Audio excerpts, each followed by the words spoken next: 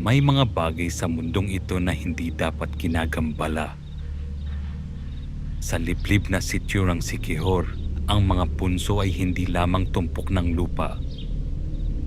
Sila ay mga palasyo at ang mga nananahan doon ay hindi basta-bastang engkanto. Sila ang mga bantay ng dugo. Sila ang mga pulang duwende. Taong 2004, ang magkapatid na Mateo at Lito ay naghahapulan sa ilalim ng dambuhalang balete. Sa gitna ng kanilang katuwaan, natisod ang 7 taong gulang na si Lito. Ang kanyang paa ay bumaon sa isang punso na kulay kalawang. Sa takot ni Mateo, hinila niya ang kapatid at mabilis silang tumakbo pauwi. Hindi nila alam, may nagising sa ilalim ng lupa. Isang nilalang na ang balat ay kasing gaslaw ng balat ng puno. May suot na pulang sombrerong tila isang nabubulok na kabute na tumubo sa kanyang bungo. Noong gabing iyon, naglaho si Lito. Walang bakas, maliban sa isang amoy ng basang lupa at bulok na kahoy sa kanyang silid. 20 taon nang lumipas. Bumalik si Mateo sa lumang bahay. Bitbit ang bigat ng isang dekadang pagsisisi. Ang bahay ay puno ng alikabok. Ngunit may kakaiba siyang napansin. Sa bawat sulok ng kisame, may tumutubong mga pulang fungus. Mga kabute na tila may mga ugat na gumagapang sa dingding. At sa bawat gabi, nakakarinig siya ng marahas na pagkiskis sa ilalim ng sahig. Parang may isang matigas na bagay na pilit na dumadaan sa pagitan ng mga tabla.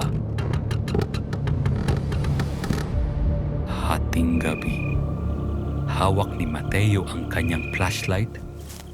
Sinundan niya ang isang figurang dumaan sa bintana. Lumabas siya patungo sa balete. Sa gitna ng kadiliman, sa pamamagitan ng liwanag ng kanyang ilaw, nakita niya ito. Hindi ito hayop. Isang nilalang na ang balat ay parang bark ng puno, bitak-bitak at magaspang. Ang ulo nito ay may nakapatong na malaking pulang kabute na tila bahagi na ng kanyang laman. Nakasilip ito sa likod ng ugat ng balete. Ang mga mata nito ay nagniningning na porang uling sa gitna ng apoy. At sa tabi nito, nakatayo ang isang lalaki, si Lito.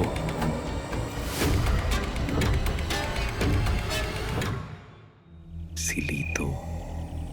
Hindi siya namatay, ngunit hindi na rin siya tao.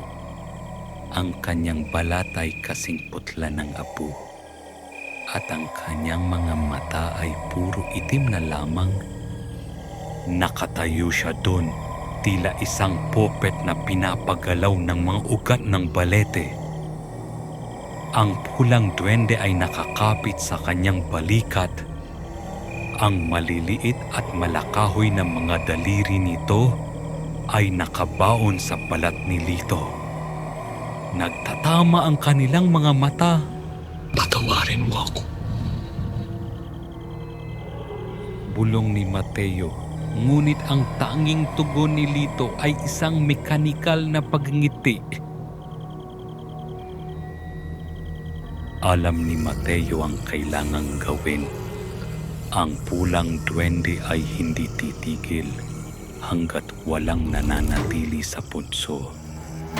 Hinawakan niya ang kamay ni Lito. Inaasahan niya ang sakit. Inaasahan niyang magiging puno siya, ngunit sa sandaling magdikit ang kanilang balat, hindi paglipat ng sumpa ang nangyari, kundi isang marahas na pag-alon ng itim na dugo. Umungal si Lito, isang boses na hindi galing sa tao, kundi sa daan-daang kaluluwang nakakulong sa balete. Sa halip na tanggapin ang sakripisyo, bumiglas ang natitirang tao kay Lito. Ang pulang kabute sa ulo ng duwende ay biglang pumuto. Naglabas ng nakakasulasok na pulang usok. Sa sandaling yun, nalaman ni Mateo ang nakakakilabot na katotohanan. Hindi sapat ang isang buhay. Gusto silang dalawa ng gubat.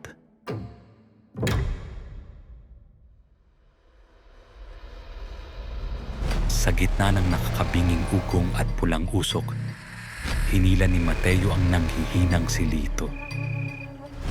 Gumapang ang mga ugat ng balete. Tila mga dambuhalang ahas na pilit silang pinapatak pabalik sa dilim. Sa pamamagitan ng purong adrenaline at desperasyon, nakawala sila at tumakbo pabalik sa lumang bahay.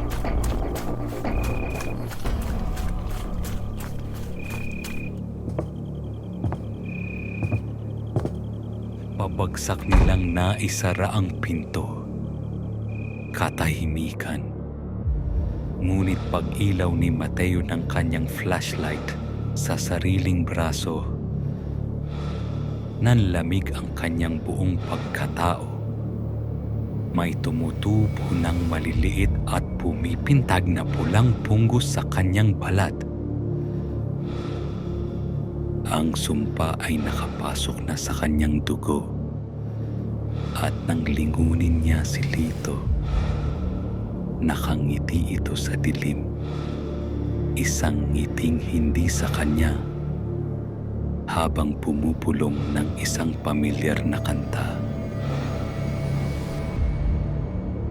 Akala ni Mateo ay matatapos ang sumpa sa kanyang pag-ako ng kasalanan. Ngunit ang Siquijor ay may sariling batas. Ang bahay na kanilang pinagtataguan ay hindi na isang kanlungan. Ito ay isa ng bitag. Sa labas sa bawat sulok ng bakuran, hindi lang isang anino ang nakatayo. Sila ay marami, sila ay gutom. Sa susunod na kabanata, malalaman natin paano mo tatakasan ng gubat kung ang sumpa ay nasa loob na mismo ng iyong mga ugat. At paano mo sasaraduhan ang pinto kung ang buong paligid mo ay puno na ng mga mata? Tabi-tabi mo dahil ipasok na sila.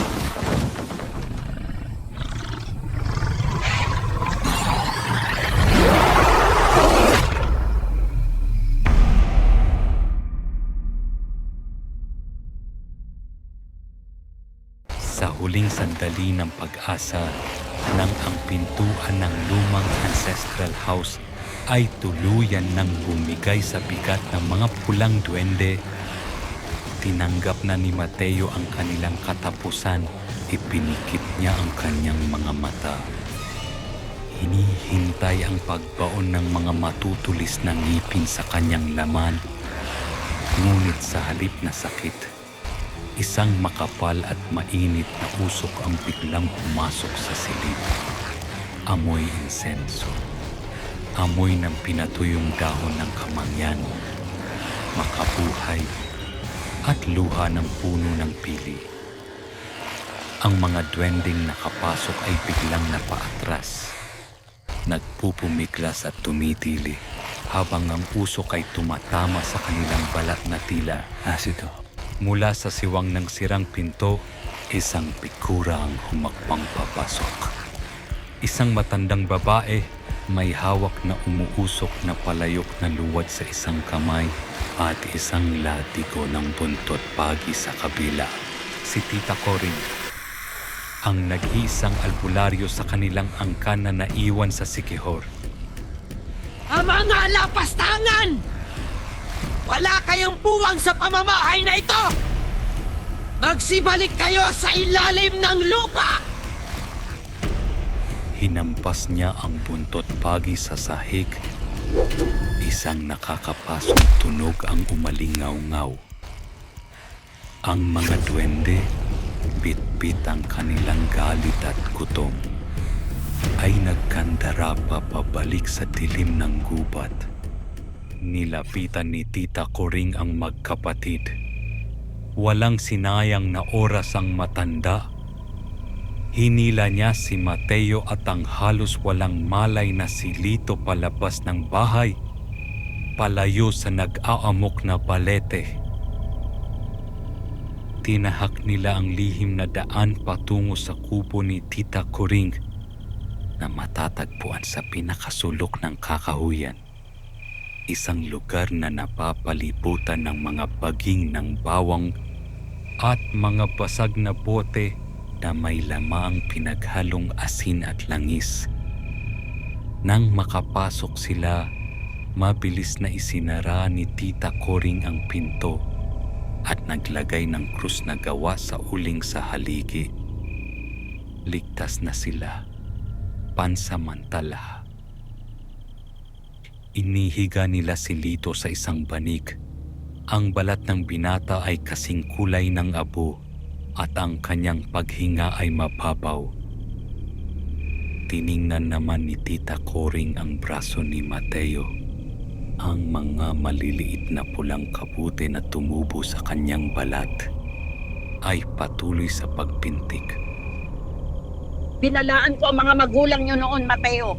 Ang sino man kukunin ng gubat, kapag binawi mo, may kapalit na buhay. Ano ang pumasok sa isip mo at naisip mong kaya mong bawiin ang kapatid mo ng walang alay? Hindi ko po alam, tita. Gusto ko lang siyang iuwi. Kasalanan ko ang lahat ng mga bata pa kami. Gusto ko lang itama. Nilagyan ni Tita Coring ng diniktik na halamang gamot at tawas ang braso ni Mateo. Napasigaw si Mateo sa hapdi, ngunit nakita niyang unti-unting nanguluntoy ang mga pulang kabute. Bagaman hindi ito tuluyang nawala, ito ay pampigil lamang, hindi lunas. Ang sumpa ay nasa dugo na niya. Lumipas ang 3 araw sa loob ng kubo. Ang amoy ng gubat ay napalitan ng amoy ng kumukulong luya at mga orasyon ni Tita Coring. Sa awa ng Diyos, ang mga halamang gamot ay unti-unting nagpabalik ng sigla kay Lito. Nawala ang maitim na kulay sa paligid ng kanyang mga mata. Muli siyang nakapagsalita, hindi bilang isang puppet ng gubat, kundi bilang ang nakababatang kapatid na matagal nang nawala kay Mateo. Kuya, nakita ko sila. Nakita ko silang lahat dun sa ilalim. Malamig. At puro ugat. Kuya, babalik pa ba tayo sa dati? Makakauwi pa ba tayo ng Maynila? Oo, Lito. Pangako. Hindi na kita iiwan. Aayusin natin to. Ngunit alam ni Mateo sa kanyang sarili na ito ay isang kasinungalingan. Tuwing gabi, kapag tulog na ang lahat, nararamdaman niya ang pagkumapang ng maiitim na ugat sa ilalim ng kanyang sariling balat. Naririnig niya ang mga bulong ng balete. Tinatawag siya. Alam niyang ang kapayapaang ito ay pansamantala lamang. Ang mga duwende ay nag-iipon lang ng lakas. Kailangan nila itong tapusin. Nang gabing iyon, pinaupo ni Tita Coring ang magkapatid sa tapat ng posporo. Seryoso ang mukha ng matanda at ang apoy ay nagbibigay ng matatalim na anino sa kanyang mga mata. May nakikita akong nagbabago sa'yo, Mateo. Ang gubat ay hindi pumapayag na manakawan. Kinuha mo si Lito, kaya kukunin ka nila. Ang usok at dasal ko ay hanggang dito lang. Kung gusto nyong matapos ang sumpang ito ng tuluyan, kailangan ninyong patayin ang sanhi nito. Inilatag ni Tita Coring ang isang lumang piraso ng balat ng usa na may guhit ng isang dambuhalang puno at isang nilalang sa ilalim nito. Ipinaliwanag niya na ang mga pulang duwende ay hindi lang basta mga maligno. Sila ay mga parasitiko na pinamumunuan ng iisang utak, isang kaluluwa, ang hari ng mga duwende. Ngunit ang hari ay hindi lang nakatira sa puno ng balete. Siya mismo ang puso ng puno. Siya ang sentro ng punso kung saan unang tumapak si Lito noong 2004 upang mapatigil ang pagkalat ng mga halamang singaw at ang pagsakop ng mga duwende sa buong bayan. Kailangang makuha at wasakin ang puso ng balete gamit ang isang sagradong punyal na gawa sa tanso at pinaspasan ng asoge, kasabay ng pagsunog ng pinakamatapang na insenso. Ito lang ang paraan. Kayo ang nagsimula, kayo ang tatapos. Ngunit tandaan mo, Mateo, ang hari ay tuso. Kapag sinira mo ang puno, mag-aamok ang buong gubat. Kinaumagahan, bago pa man sumikat ang araw, nilisan ng magkapatid ang kubo. Pit-pit ni Mateo ang tansong punyal at ang bayong ng insenso. Naiwan si Tita Coring sa pinto, nagdadasal habang tinitingnan silang mawala sa hamog. Ang paglalakad pabalik sa dambuhalang balete ay tila paglalakad papunta sa impyerno. Ang buong paligid ay nagbago. Ang mga dahon ay naging kulay itim at ang lupa ay nabalot ng malalapot at mapupulang kabuti na pumipintig sa bawat hakbang nila. Walang huni ng ibon, tanging ang tunog ng libo-libong maliliit na paa ang nag-aabang sa mga anino. Nang makarating sila sa gitna, tumambad sa kanila ang punso. Hindi na ito simpleng buhangin at lupa. Ito ay isang bundok ng mga namimilipit na ugat at itim na dagta. Gamit ang punyal, buong lakas na tinaga ni Mateo ang mga ugat na nakabalot sa punso. Bumiyak ang lupa mula sa loob ng wasak na punso. Hindi isang maliit na duwende ang lumabas. Isang dambuhalang nilalang, halos 8 talampakan ng taas, ang unti-unting bumangon. Ang katawan nito ay pinubuo ng mga nabubulok na kahoy, itim na dagta. Sa pinakagitna ng bukas nitong dibdib, nakalantad ang isang malaking, nagliliwanag at pumipintig na pulang laman. Ang puso ng balete, ang hari ng mga duwende. Isang nakakabingi na atungal ang pinakawalan ng hari. Biglang nagsilabasan ng daan-daang maliliit na duwende mula sa mga sanga, handang umatake. Lito! Ang insenso! Sindihan mo! Habang pilit na sinisindihan ni Lito ang baga, sumugod ang hari. Hinampas nito si Mateo gamit ang braso nitong gawa sa matigas na ugat. Tumilapon si Mateo. Sinubukan ng hari na abutin si Lito. ang mga pulang spores ay nagsimulang lumipad sa hangin. Pilit na ibinabalik si Lito sa pagiging puppet nito. Nagsimulang mangisay si Lito. Ang mga ugat sa leeg niya ay unti-unting umiitim. Nakita ni Mateo ang nangyayari. Alam niyang hindi aabot ang insenso. Alam niyang hindi sapat ang punyal. Ang tanging gusto ng gubat ay laman, dugo, buhay. Sa isang desperadong hakbang, tumayo si Mateo. Itinapon niya ang punyal. Walang sandata, buong lakas na niyakap ang nag-aalab at pumipintig na puso sa dibdib ng hari ng mga duwende. Kuya!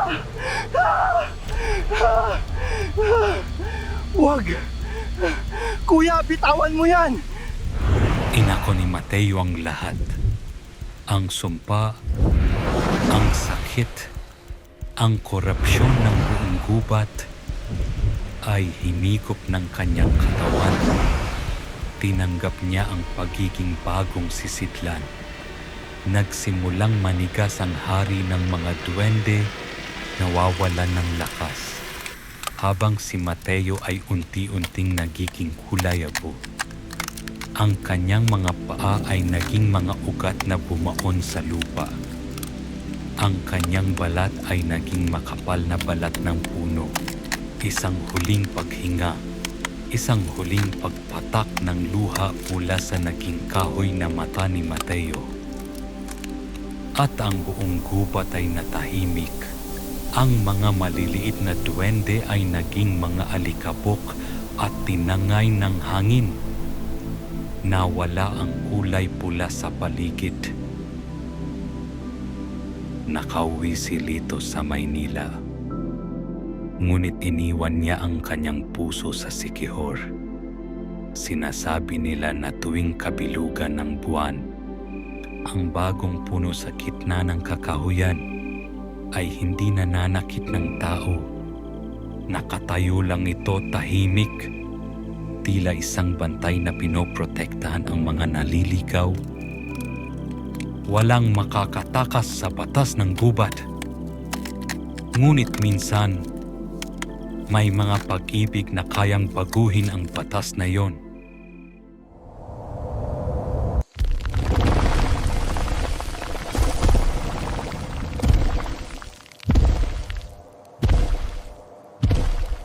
Akala mo ligtas ka.